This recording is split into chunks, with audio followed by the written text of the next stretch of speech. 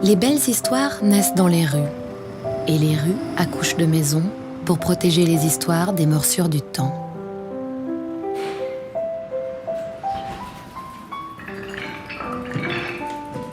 Voici l'une d'elles. Elle commence au numéro 5 de la rue ancienne. L'histoire d'un maître et de son apprenti, devenus égaux devant l'établi.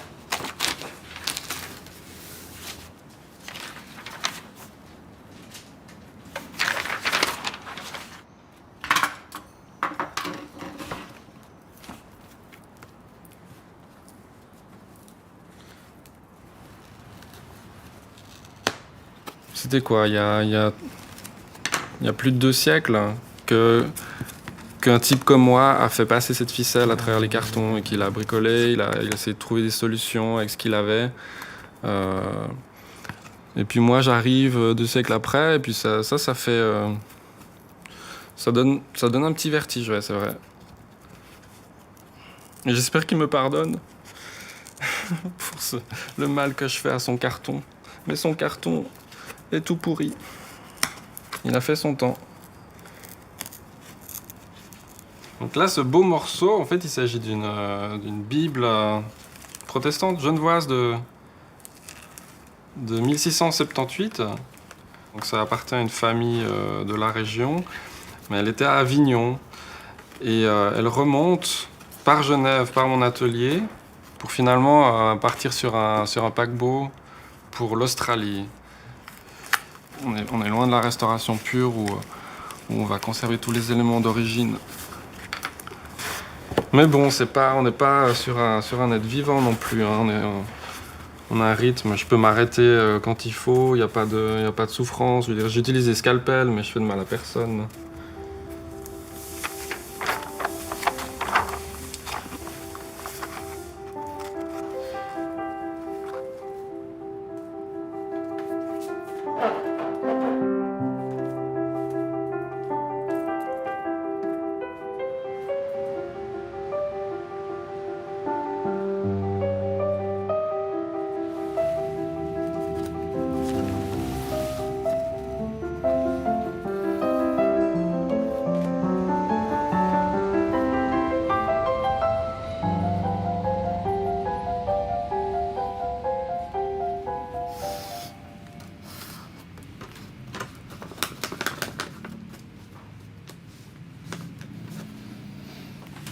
La couture, elle est du début du Moyen-Âge.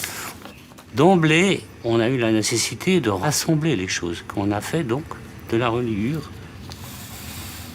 Ça reste un lien entre les cahiers, entre une pensée et entre les chapitres qui permettent d'établir une pensée, une évolution de l'histoire de l'homme, quoi.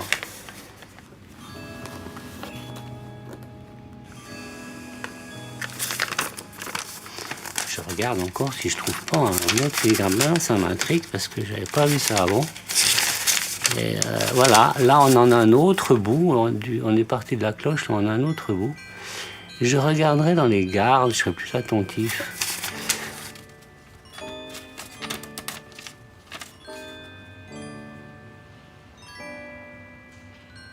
Certaines fois, on a des livres qui touchent à la sorcellerie.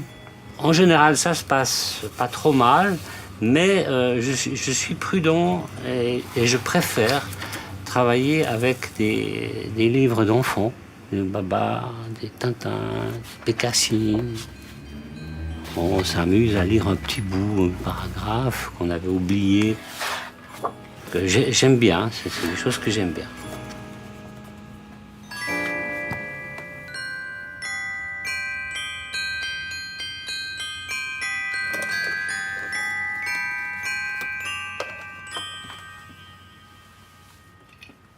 De l'avoir comme ça à mes côtés, ça me fait sourire des fois, puis ça démystifie un peu les problèmes. Et lorsque tes enfants passent, eh ben, je le mets en marche, ils regardent ça, et puis ils sont tout émerveillés, puis c'est un petit moment de bonheur.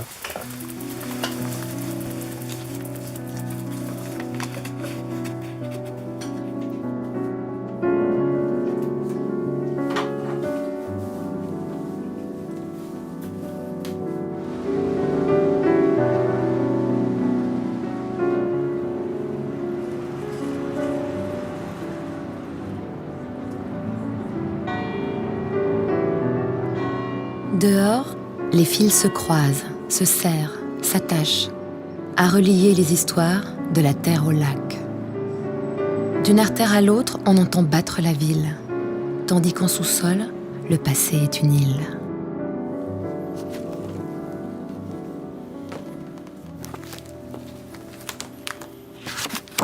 L'idée même de Carouge, c'est d'avoir su toujours lier le moderne et l'ancien. Si vous prenez une vue d'avion de Carouge ou une carte ancienne, eh bien cette rue ancienne, il en résulte que la rue ancienne, c'est comme Broadway qui traverse New York, traverse Carouge en diagonale, comme Broadway à New York.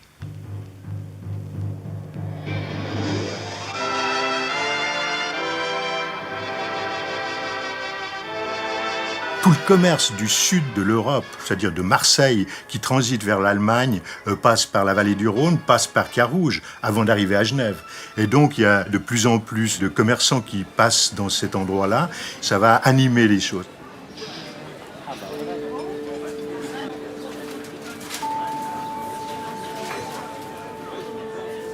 Et la maison des artisans se trouve au bout, pratiquement, de cette rue ancienne. Et c'est là qu'on les découvre, à la sortie d'un virage, on tombe chez eux. Et puis, on y est bien, je vous assure. Je suis archiviste, je suis historien, je travaille sur des papiers anciens. Ces papiers m'ont été légués depuis... les plus vieux papiers que j'ai ici dans les archives de Carouge datent du XVIe siècle. Il faut éviter d'avoir des trous. D'avoir des trous, c'est la perte de mémoire. On évite ça en donnant, lorsque c'est nécessaire, des registres, des cartes, des vieilles photographies à des artisans, à des relieurs, qui vous remettent ça en pleine forme pour encore, 500 ans. C'est pas mal.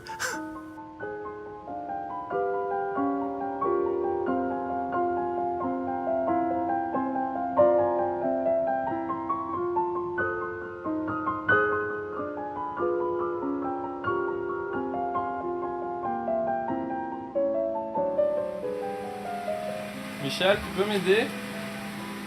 Travailler avec Michel et Lucien, c'est une belle histoire parce que le maître a transmis son savoir à son apprenti et puis maintenant ils sont quasiment en compagnonnage, comme on disait au Moyen-Âge.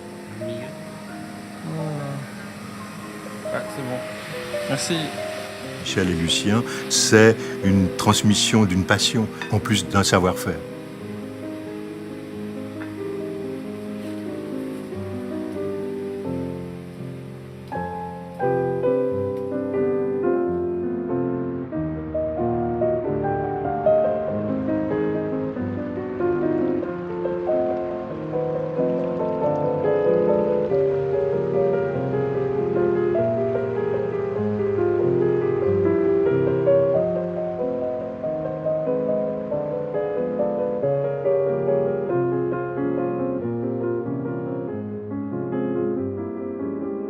C'était en 2004 où je me suis arraché d'une lamentable voie de garage universitaire. Et puis, avant mon premier entretien au chômage, je suis allé voir la liste des places d'apprentissage. Et puis Michel Magnien, en bas, là, restaurateur de livres. Je me souviens, quand il est rentré par la porte, il avait fait une recherche sur Internet. Et il en avait déduit que ça pourrait être jouable. Puis je me suis pointé comme ça, et puis alors salut, c'est intéressant alors ce que vous faites, vous me prenez? C'était un peu vraiment touriste. Le premier contact avait l'air assez sympa comme ça, et puis effectivement, la troisième fois, j'ai dit bon voilà, écoute, On va essayer, puis on verra bien. C'est un peu comme le naufragé échoué sur cette île-là où j'ai rencontré Michel. Tendez-moi la main, s'il vous plaît, vous me prenez bien, je ne sais pas où je suis. Et ça a marché, il m'a pris. Puis c'est un peu après coup, je me suis rendu compte que cette île, c'était un peu mon Amérique, quoi. C'était, waouh, en fait, il y a tout un avenir là, il y a quelque chose à faire.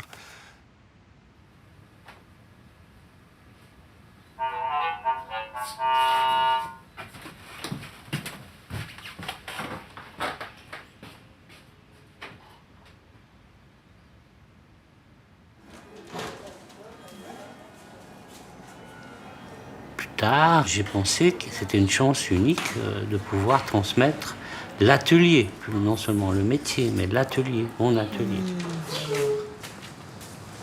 Mais ouais, mais salut. Mais alors, ça va? Tiens, ça c'est fait, aide-moi un peu. Je dois t'aider. Ouais, parce que c'est compliqué. Prends-en, tiens, prends celui-là. C'est quand même vachement plus fragile. Le bas est fragile. Ouf, ouais, il colle. Là, encore. Il y a combien de pages comme ça? 3682? 25 environ. Ah, ça va. La transmission, c'est presque un devoir de professionnel. Lucien, c'est quelqu'un qui m'a apporté aussi beaucoup. Ah oui, ciao, bonjour. Salut Michel. J'ai trouvé une nouvelle Nouvelle assistante. de l'ouvrière. Je suis engagée, ouais. Oui, Une petite équipe d'apprentis aussi. Il y a des nouveaux apprentis, ça t'embête pas? Et on n'a pas le droit à les mineurs. Ça reste Derrière chaque mur de Carouge, il se cultive des framboises ou des mystères.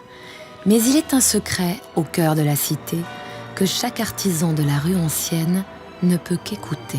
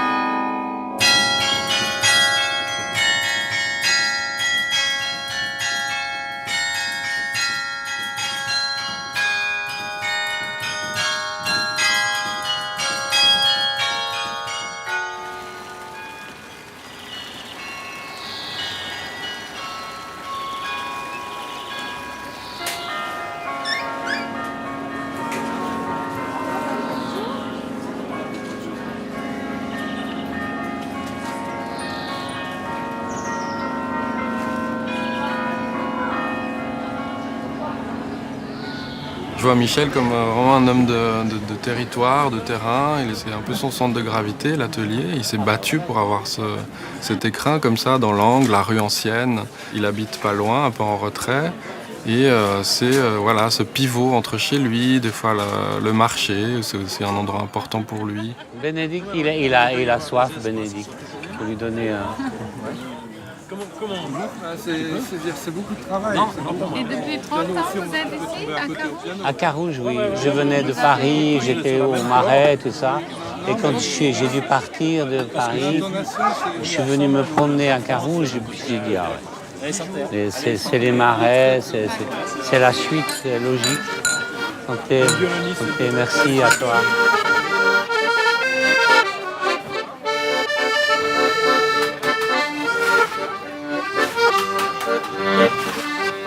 Là, le marché, ça reste un endroit, c'est un côté bobo évidemment, comme ça, mais c'est populaire. On passe des très beaux moments autour des tonneaux de solaire notamment.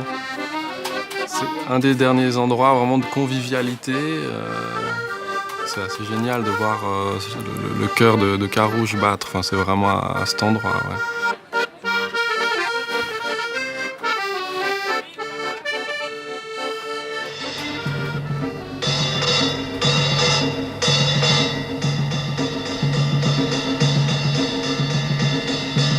Derrière ce décor futuriste se cache une ville intéressante sur le plan de l'histoire de l'urbanisme au XVIIIe siècle.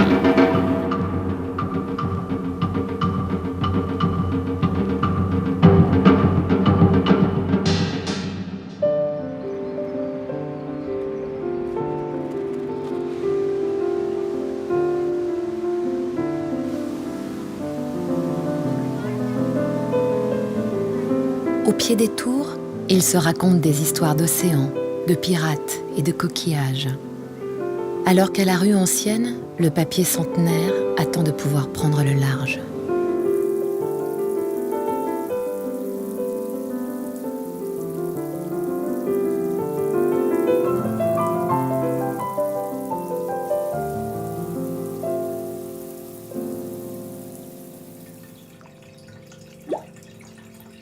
La feuille de papier, elle retrouve ses formes, même les faux plis, ils reviennent. Il y a la mémoire surtout de la matière.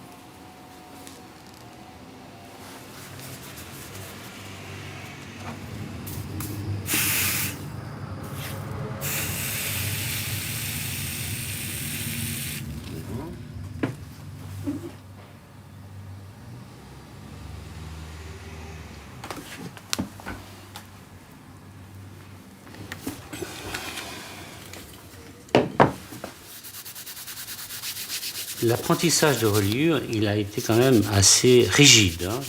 Mon patron d'apprentissage, il avait toujours une cravate. Moi, je devais avoir la blouse bleue, parce que j'étais une personne inférieure, j'étais l'apprenti, on avait la blouse bleue. On avait la blouse blanche plus tard, quand on avait le diplôme, mais pas avant. Après le CAP, j'avais envie d'apprendre et mettre de l'argent de côté pour me payer une année d'école estienne à Paris. C'était un complément de ma formation, surtout pour la dorure, qui était déjà dans ma tête, qui était prévu. Là, j'ai appris avec des maîtres, j'en profite encore aujourd'hui.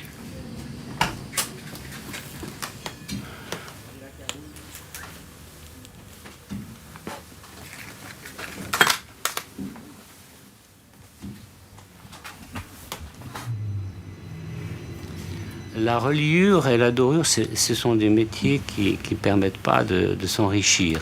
Ce sont des métiers qui sont beaux, nobles, et quand on arrive à en vivre, on est déjà content. Alors moi, je vais continuer là-dessus parce que après, je vais être embêté parce que il va falloir que on ne peut pas recharger indéfiniment le blanc d'œuf. Je vais vite me préparer la suite de ça.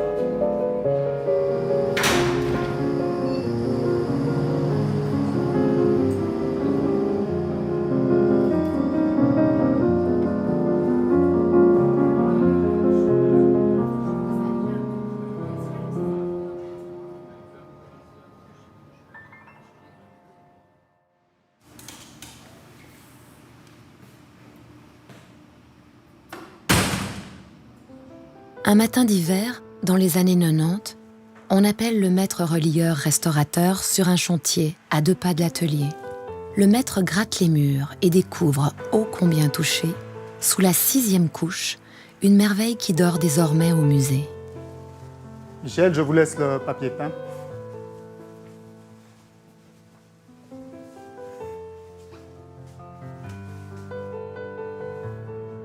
J'ai posé mon échelle, les portes étaient ouvertes, les fenêtres ouvertes et il neigeait.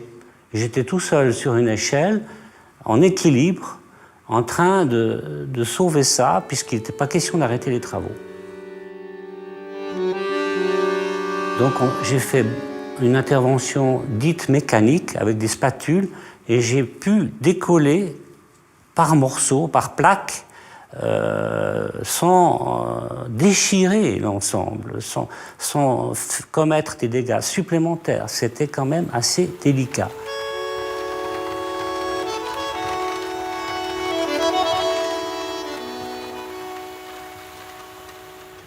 En 1800, on n'avait pas de télévision. Les gens, ils étaient là dans leur salon très longtemps. Et puis, ma foi, c'était quand même un luxe, parce que tout le monde ne pouvait pas se permettre d'avoir des papiers panoramiques sur leurs parois. Il n'y a que 3 exemplaires connus, à Paris, à Chambéry et à Carouge.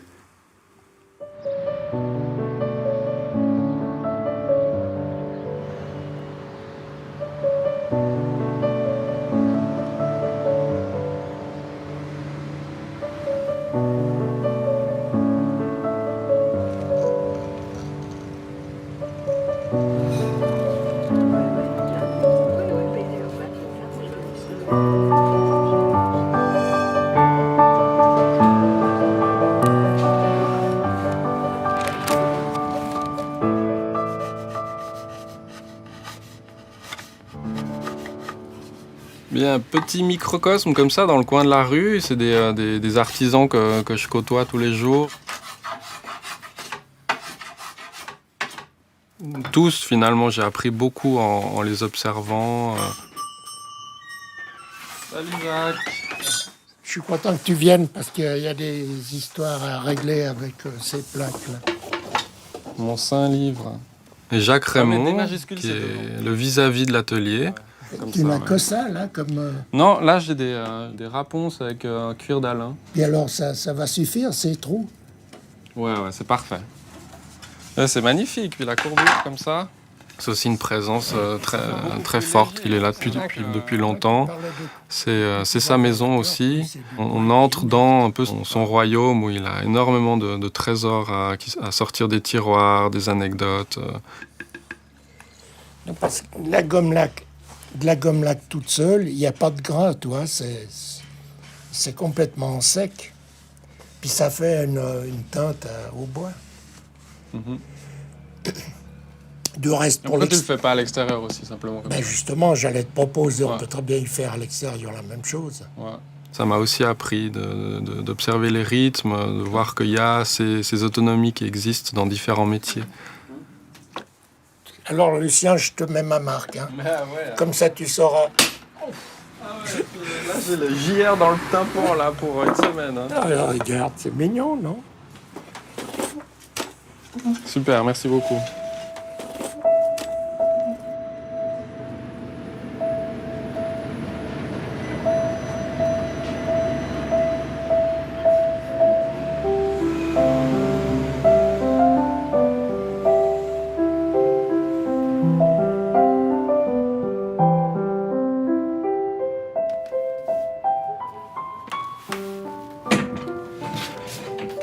Les belles histoires sont celles qui n'ont pas de fin, celles qui restent suspendues à l'imagination de chacun.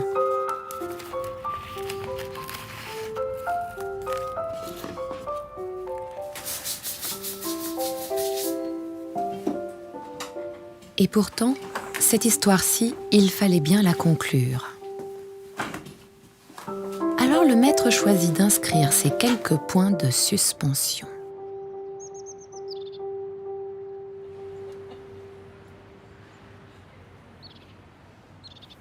Pour faire un bon restaurateur, relieur, il faut de la patience, de la concentration, il faut de l'humilité.